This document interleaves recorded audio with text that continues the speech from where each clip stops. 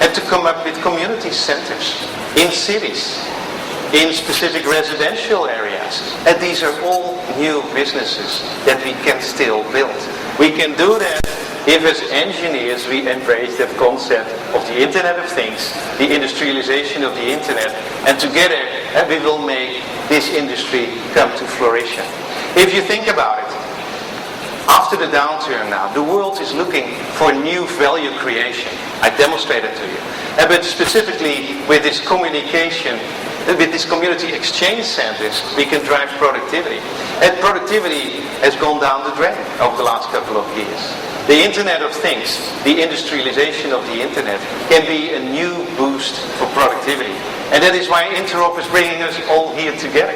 And to look as an industry, as an ICT industry, what value can we create and what is the productivity improvement that we can establish again. And because to really improve quality of life of citizens, to really embrace inclusive growth, we need productivity improvements of at least 5-7% a year.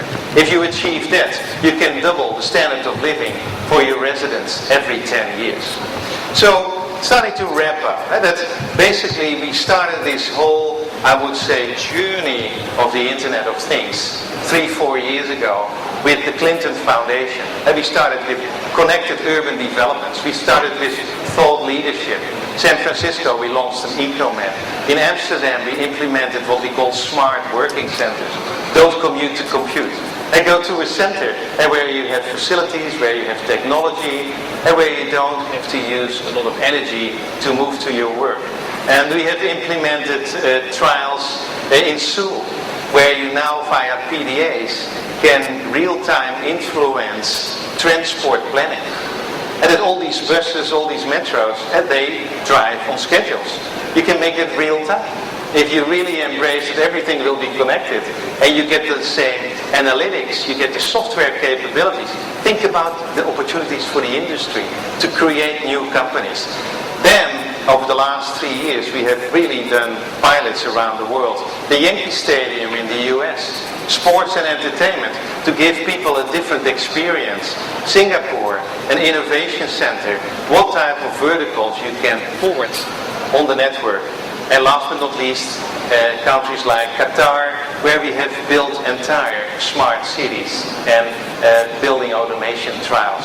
We are now looking at entire cities. And we are engaged, as we talk, in Korea, Songdo, a new city being built as an overflow of Seoul, envisioned to be the most green city, sustainable city in general. Of the moment. Lavassa here in India, at a new township that we're building here close between Mumbai and Pune. It's going to be an example of what technology can enable to build a sustainable city, economically, socially, and environmentally. Also, what I said, reinvention of cities. So like Toronto waterfront, how can we attract young people and new industries? So to address you specifically here in the audience, Interop as an organization, I would say, invest in your career. Start looking at technologies that can help to drive sustainability. Both, like I said, economically, certifications. This industry needs some certifications. And like we have done in networking with CCAs, like Microsoft has done in the software industry. And that we have to embrace this concept, make it an industry, come with certification, come with standards. Embrace it. When we started, and I know these discussions, for instance, with service providers, when we started to say 5-6 years ago, next generation networks will all be about IP, there was a lot of, I don't know whether I should call it skepticism or cynicism. What about security? What about this? What about that? Now you have those same discussions in green technologies. You have those same discussions in smart grids. Is IP secure enough? Embrace it. Help us work on it. Consider new partnerships, business models, new innovations. This can drive tremendous productivity improvement. Industry standards, I talked about it. And last but not least, perhaps I've given you a reason to start your own company. I really think that whole Internet of Things, you will see a new explosion of new software companies, starting to look at analytics. And because all that data, that's fine, but you need analytics to interpret it and do something intelligent with it. And so perhaps this morning was for you an opportunity to say, hey, perhaps I have to have a look at this. I have to make a business plan. And I'm very pleased again that Interop is going to bring us together here and to start looking at new industries and at new innovations. So I want to wrap up with really a more personal note. So I was born in the Netherlands a long time ago. And you know, it's sometimes good to look at your own past. I was 14 years old when my parents got their first television set. 14 years old. I was 20 years old when I had my first airplane adventure. I was 30 years old with my first cell phone. You know, my son David is 10 years old now, and we had a heavy debate last week that he wanted to have his cell phone. And I said, I think you're too young for that. And then he asked the wrong question. He said, how old were you then? And I said 30, but you know, kids nowadays can't imagine that you survived 30 years without a cell phone. And that I was 40 years old with my first VPN connection.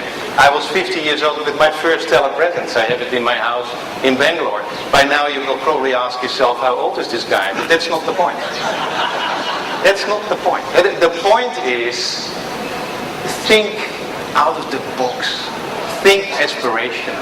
Think much more like children. Open up your mind. Forget the skepticism, forget the cynicism. If you really embrace the Internet of Things, the industrialization of the Internet, and we will have experiences like this. This is a telepresence room that we oftenly use in our campus in Bangalore for kids to come in. Do you think that they talk about protocols or what this enables? They start playing. They start using it. And so my call to action is, if we need 100 cities of 1 million people and more, before they are built, it's 10 years out. We can't even envision what is possible in 5 years or 10 years. So embrace technology, use this as an energy boost for us here as an engineering community to help change the world and make it more sustainable. Thank you very much.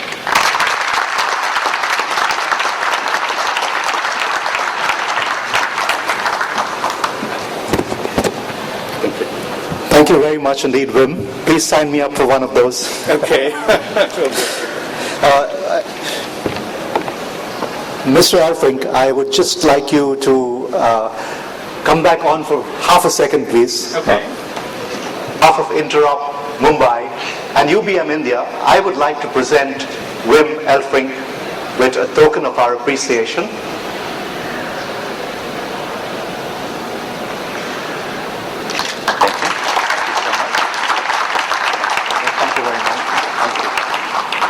I can go now? Thank you. Yes, indeed. Excited about technology that I think we all need to get our blood pressure checked. We would like to invite all the chief guests to come on stage for a group photograph to mark this remarkable moment. He's the only one in India with yellow.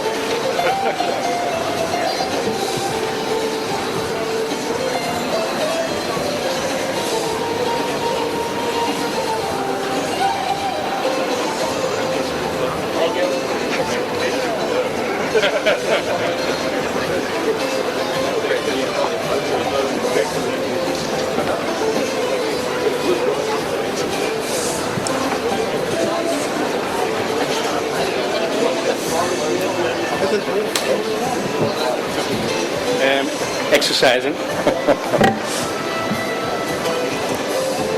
Thank you, ladies and gentlemen, for joining us on this auspicious occasion. We request all the VIPs and delegates attending the conference to kindly move on to the respective conference rooms 1, 2, 3 or 4 to attend the various tracks and sessions